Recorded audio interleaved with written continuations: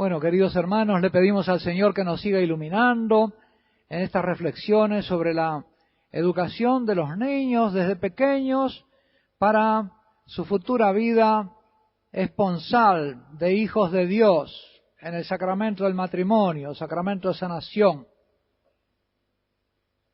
Habíamos dicho que a menudo las mamás son las que tienen horror a que su niño se sacrifique en algo y que debían abrirse a la generosidad, a que su hijo sea un hombre generoso, grande, que sepa sufrir por una causa noble, que sepa sufrir por ser hijo de Dios, como María aceptó que su hijo sufriera por ser hijo de Dios hasta el suplicio extremo de la cruz. No le habrá sido fácil, pero ella comprendió este misterio, que Jesús debía realizar la obediencia del Padre hasta el fin, y que en eso consistía su grandeza, que era más del Padre que suyo. Pero para eso decíamos que ellas mismas tienen que ser primero hijas de Dios, cultivar un corazón como el de María, vivir de cara al Padre. Después también, ese hijo que ellas educan de esa manera, va a mirar a su esposa de otra manera. Será un varón que esté formado para mirar las personas, para considerar las personas, no para despersonalizar a la mujer y convertirla, como decía aquella niña que se quejaba, ¿verdad? Me miran como pata de pollo. Les decía también el sufrimiento de muchas jóvenes que no encuentran ningún varón con el que estén dispuestas a casarse, porque no encuentran, ¿verdad?, lo que ellas esperan en los varones. No me voy a casar con un hombre que me mira así. Quizá esta generación de mujeres paga los errores de otra generación de mujeres, o paga las deformaciones de esta cultura que va avanzando, destruyendo la cultura católica e imponiendo la cultura de la civilización de Eva. Estos males no se generan de golpe, sino que vienen arrastrándose y creciendo a través de siglos. La cultura católica, y en gran medida la tan calumniada Edad Media, no originó el machismo del varón ni la dominación de la mujer. Formó a través de siglos al caballero y a la dama. Caballeros, varones capaces de ir a pelear y morir por una causa justa, y en muchos casos su causa era su dama, su esposa, su familia, sus hijos. Por eso venían y ofrecían sus hazañas a la dama. Esos caballeros eran los que siempre dejaban pasar a la dama primero, hasta en el lecho también primero ella. Ese era el hombre que formó el cristianismo, un hombre capaz de morir, el hombre casto. Y a la mujer la hizo dama, digna de dar la vida y morir por ella. La Dulcinea del Quijote refleja, aunque humorísticamente, esta realidad. Cuánto le importa al varón la opinión de la mujer que él ama y admira, y cuánto está dispuesto a hacer, sacrificarse por hacerse acreedor de su admiración y su respeto.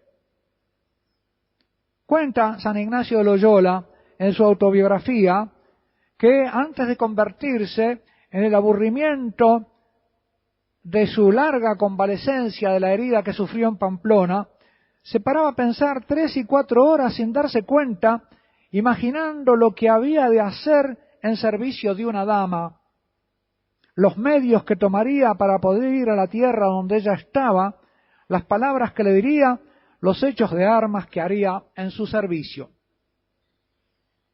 En la mujer digna hay una capacidad de inspirar en el varón el deseo de hacer grandes cosas por ella, por merecerla, por demostrar que la merece. Ella es capaz de elevar al hombre a las esferas del espíritu o de sumergirlo en la instintividad deshumanizadora. Puede hacer del hombre un caballero o un cerdo, o un mantenido. Y también la mamá puede desde pequeñito cultivar en su hijo las capacidades espirituales, fomentando en él con el elogio de lo bueno, la inclinación al sacrificio por los gestos y los ideales nobles. O puede cultivar en él la satisfacción de los apetitos de la gula, el egoísmo, la comodonería y la violencia. También de su varoncito puede sacar un caballero o un lechoncito, ¿no? Un hombre o un mono. Suele haber una cierta simetría en lo que una mujer sabe hacer de su novio y de su esposo y lo que hace después de sus hijos. Es decir, cuál es su idea del varón. Según ese ideal del varón que ella tiene, va a formar a sus hijos. Volvemos a encontrarnos aquí con el designio de Dios al crear a la mujer, poner ante Adán una ayuda semejante a él, sin la cual habría quedado solitario habitante de un planeta de animales. Por ella, con ella, ayudado por ella, el varón podría ser estimulado y levantado a la vida del espíritu, a la amistad matrimonial.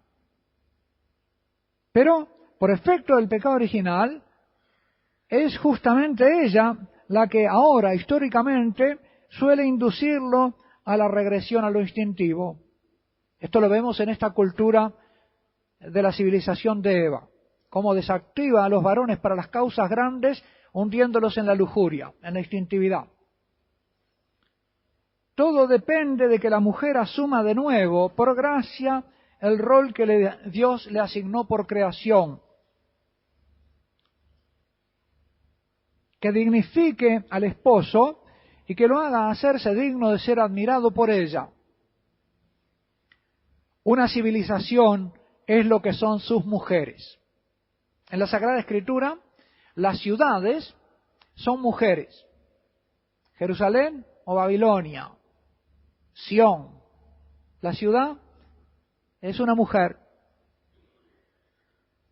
Esta civilización desactiva a los varones, en los varones la capacidad heroica y de protagonismo espiritual, decíamos. Lo hace sumiéndolos en la instintividad. Y eso lo induce principalmente un tipo de mujer que en lugar de suscitar en el varón la excelencia del espíritu, lo desactiva por la intemperancia. Este tipo de mujer lo hace así con su novio, su esposo y más tarde con sus hijos. Y no necesariamente con el deseo perverso o envidioso de destruir, sino con la falsa ciencia del bien y del mal, administrada con la certeza inconmovible, divina, pues ella es Dios, es como Dios, de que las cosas, y entre ellas el varón, han de ser como ella las piensa, y de que su bien, el bien de los demás, consiste en lo que ellas piensan que es ese bien.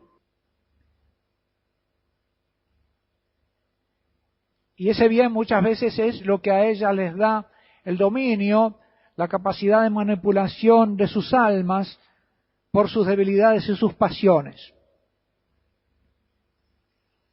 Lo cual, de paso, conjura el peligro para estas ciudadanas de la civilización de Eva de un tipo de varón al que hubiera que obedecer no por una sumisión servil, sino por un auténtico reconocimiento de su valía espiritual. Así, esta civilización de la sedia conjura la posibilidad misma de un tipo de varón capaz de sufrir por la realización del bien. Abundan en esta cultura la raza de varones que ella quiere y se encarga de criar, la raza de funcionarios del establishment que no tienen la fortaleza para cuestionarlo y combatir sus males. Son hijos sumisos de la gran madre de la civilización de Eva. casi diríamos, son como bebitos de la civilización de Eva. ¿No es eso una consecuencia de la educación que han recibido, que no les ha preparado para oponerse al mal aún a costa de sí mismos, es decir, a servir el bien y a sacrificarse por el bien? Seguimos, queridos hermanos, después de una pausa.